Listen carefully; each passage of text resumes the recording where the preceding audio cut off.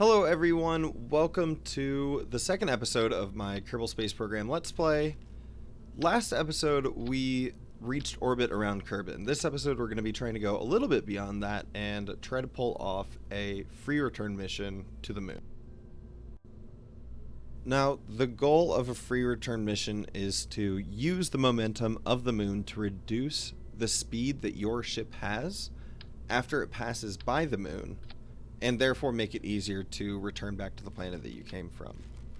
It's usually a pretty good call if you're early on in a career, because it doesn't necessarily require nearly as much delta V or energy as it takes to, say, enter orbit of the moon or land on the moon especially. So with that being the case, we're going to be going for a cheap mission here. Our goal, especially as you can see with me using these solid rocket boosters here, is to make a relatively simple ship that can just fly by the moon, collect some science, and hopefully get us some upgrades so that we can do some more complex missions in some of the upcoming episodes. Jumping ahead a bit here, you can see I've thrown on most of the scientific instruments for this mission. We still don't have room for 2 Kerbals, and we also don't have EVA, so we wouldn't be able to bring along a scientist to restore these instruments right now. So we need to bring along multiple if we want to be able to get science from multiple biomes. I also realized that I have these payload bays here, so I throw the scientific instruments in there to avoid them causing issues with aerodynamics.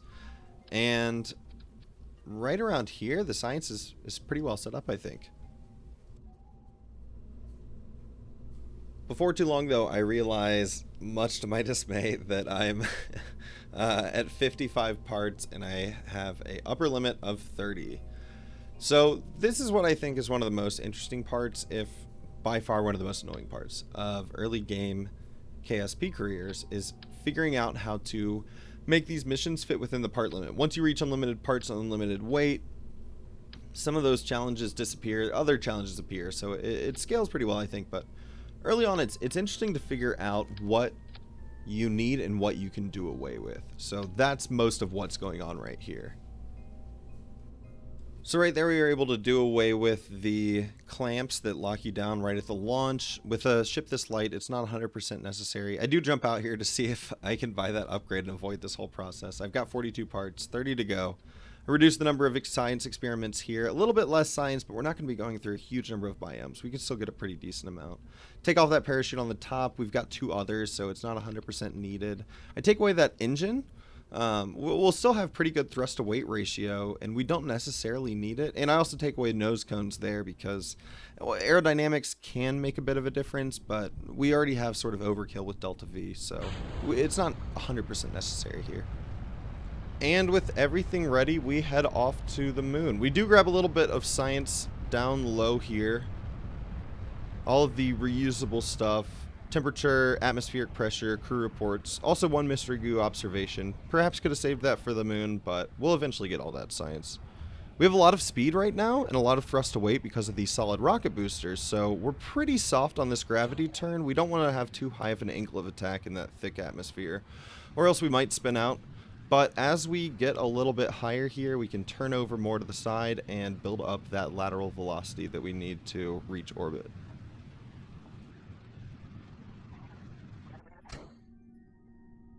Now that we're out of the atmosphere and have around 3 minutes before we reach our apoapsis, I've got enough time so that I can set up a maneuver node and figure out exactly when I need to start burning to circularize my orbit here. It allows us to be a little bit more efficient with our fuel usage, and I find that I need 35 seconds of burn time, so cut that in half, and then that is when I will start burning relative to the maneuver node.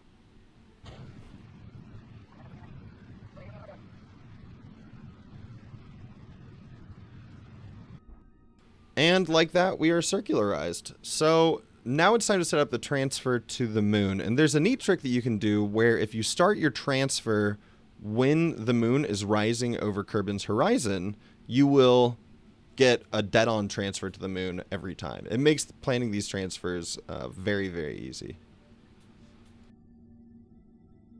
So once the transfer is set up, we then need to tune it to give us our free return trajectory. And like I was talking about before, the goal with this is to use the momentum of the moon to slow down our speed upon exit. So as you can see, we're trying to come across the front side of the moon in the direction that it's traveling and then exit behind it. Just adjusting prograde and retrograde here isn't quite enough. So I'll need to make a few other adjustments, but we eventually get a pretty solid free return trajectory. You can see with this current trajectory that we've got a really steep return back to Kerbin, which means we're going to be going into the atmosphere at a sharp angle, which is pretty dangerous. It can sometimes lead to you overheating and your ship exploding when you re-enter, which isn't exactly what you want. So I'm trying to tune the return here so that we will have a much shallower entry, but eventually I decide that the best thing to do is just to adjust it once we actually reach periapsis around the moon.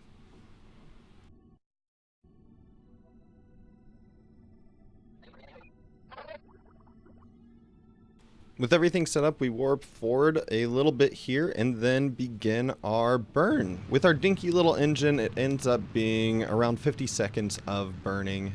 I've had longer transfers, I've had shorter transfers, but yeah, there's something about this nice 50-second burn that feels real satisfying. Once we start getting close to the end of this burn, we will jump into the map screen right here and then fine-tune it from here, decreasing our throttle the closer we get to our intended trajectory so that we can make sure that we get a very low pass over the surface of the moon, both so that we can make sure that we get the low space science and also because it's badass to fly real close to the moon.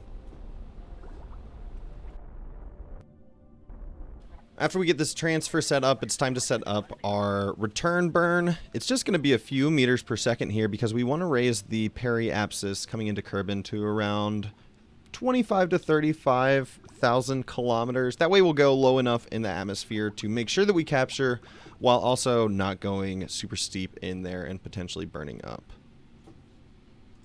With that maneuver set up, we aim ourselves in the direction of the burn so we can execute it once we get to the moon. I'm having a little bit of a look at this health mod here just to see what sort of stuff we're working with so I can have a good idea of what sort of planning I need to do for longer missions. But with this transfer set up, we go ahead and warp ourselves towards the moon.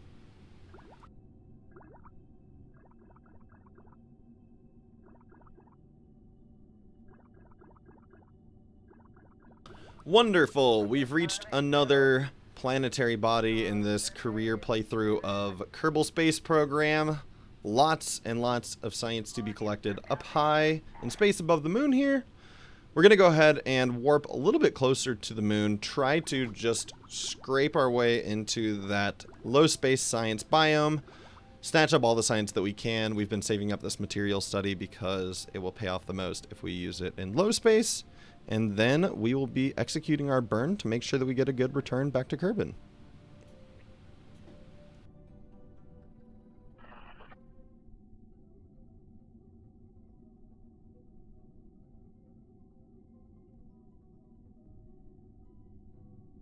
Now that all that low space science has been collected, it's time to head back to Kerbin. So we warp a little bit closer to our burn here and then head into the map screen and execute it. Our goal here, again, is to make sure that we have a really shallow entry. So I want to make sure that it is around 20,000 to 35,000 meters. And then we should be good. We still have a lot of delta V left, so we will be able to slow down our re-entry before we actually hit the atmosphere. But if we combine these two things, heading high through the atmosphere and also saving a little bit of delta V for when we get back, we will almost certainly have a safe return. And you can see I had lowered my thrust limiter there to give me a little bit more precision over tuning this return.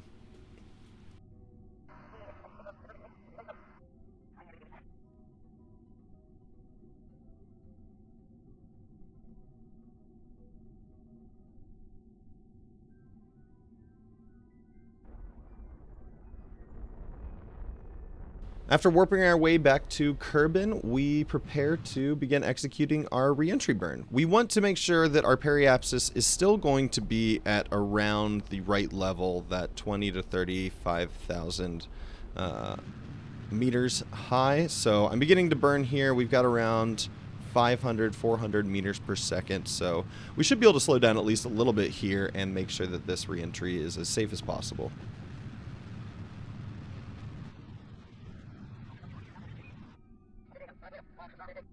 After checking to make sure one last time that we have all of our science, we say farewell to our trusty booster there, and the capsule is on its own, heading back down into the hellfire that is reentry through Kerbin's atmosphere.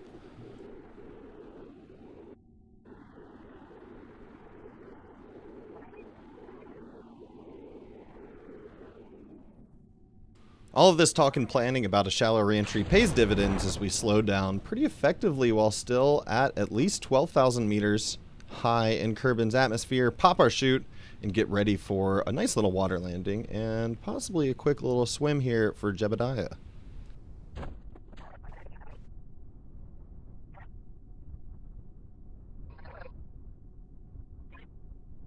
After this splashdown, we head back to the Space Center, get a solid 285 science. Oh, baby!